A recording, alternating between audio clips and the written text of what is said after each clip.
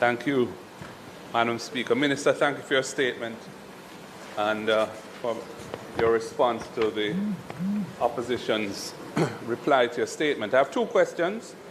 One is relating to the 5x5x5 vision.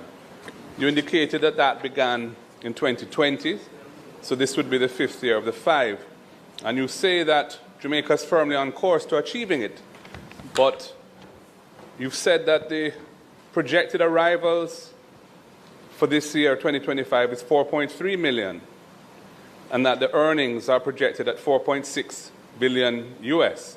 Both of those are below 5 million visitors and $5 billion. So I was wondering on what basis you say you're on course for achieving it. The other question I have relates to the Jamaica, well, what do we call it? The local first concept, which really should have been the essence of our tourism policy from Jamaica first got into tourism. And I think the lack of focus on that has led to a model of tourism which now needs to be reoriented to be greater value added in our local economy. So we certainly support this concept, and we've been espousing it as well. One of the vexed sectors, and there are several, but one of the vexed sectors I know is transportation in Jamaica, where there's a sense that the vertical integration of the larger players, foreign-owned players, are excluding local service providers in various areas, and transportation is one.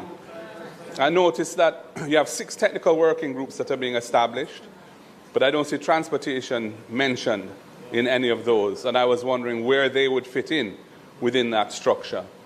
And related to that, and this is a sort of fundamental question, is how far do you envisage us going in ensuring local first? Because, you know, there's exhortation at one end of the spectrum, and there is other methodologies of trying to force a situation to adjust because people will not otherwise adjust their behavior. And I want to know what level of commitment you have to that, because it will impact how far we are able to get along the local first mission. So those are my questions. I just wanted to respond directly to the opposition spokesperson pro tem on this subject. Madam Speaker, the member raised some very important points, especially in relation to local first, because it is that reason and more why this concept and the strategy of local first is introduced. You will recall that it was a manifesto indicator for the last election, that we were satisfied that because the industry had reached what we call the critical mass, that is, now we are where there's a ratio of 1-to-1 visitor stopover to population. And the big players of the world are now interested in you. The big investors are coming. And the models that are now being utilized relating to vertical and horizontal integration threaten the very basis on which we have driven the industry in the last 10, 15 years in particular, where our effort is to have a stronger retention of the tourism donor in the local economy. And so the infrastructure required for that, we have been slowly putting in place, not sufficiently, Madam Speaker, and that we acknowledge small countries like ours have that problem. But we have trained more workers in the industry than any other government in the history of Jamaica. Trained and certified. I established the Jamaica Center for Tourism Innovation in 2017, which is a pathway certification facility to enable competent workers on the job who are not certified to be certified with international certification from the American Hotel, and Lodging Education Institute, from the American Culinary Foundation. And since then, 25,000 workers of the tourism industry are certified with that designation. They can leave now and go anywhere to work. And the truth is that when we go to other countries and we go into hotels, we are shocked to hear, Minister, I come from Trelawney.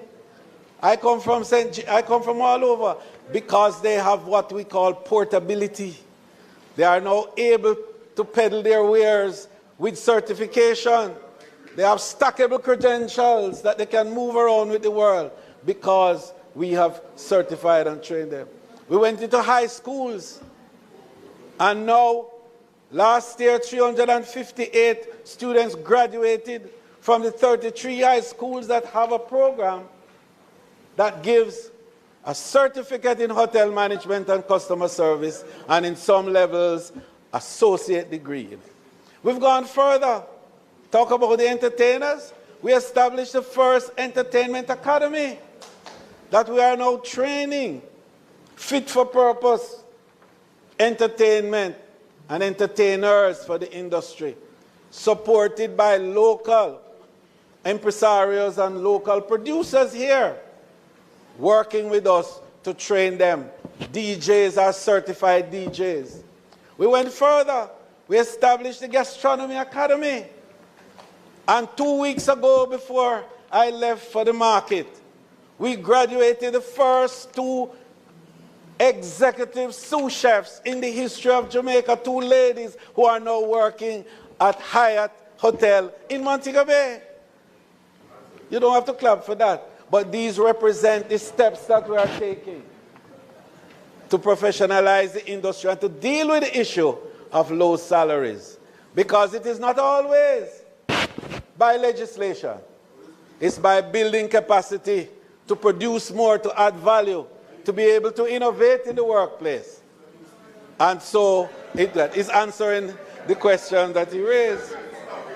The last point that we want to make on this, Madam Speaker, but a little 101 is necessary sometimes, so as to ensure that the right questions are asked. No, Minister, you have 3 questions remaining. Guidance, Madam Speaker. Well, Madam Speaker, it would be remiss of me if I did not answer the question in relation to seat support, because I do think that this is a very important consideration when members are trying to establish the cost of the market initiatives and also the cost of airlift into our space. So just to make the point that the new market of South America that we are now annexing, the airlines are all what we call scheduled charters. And therefore the support that is needed from them is not seat support. It's marketing support, which is part of what we do. And so, to answer your question, there is no direct support for seats for these new markets. The final point that I wish to answer, Madam Speaker, is the issue of the small hotels and the problems. We are responding to that. And we established, as you remember, $1 billion at Exim Bank, which has been on lent to small players, small hoteliers and small players, at the lowest interest rates in the country, a total of $25 million a time, to assist them in dealing with upscaling and building capacity to respond to some of the marketing challenges that they have today. May it please you, Madam Speaker.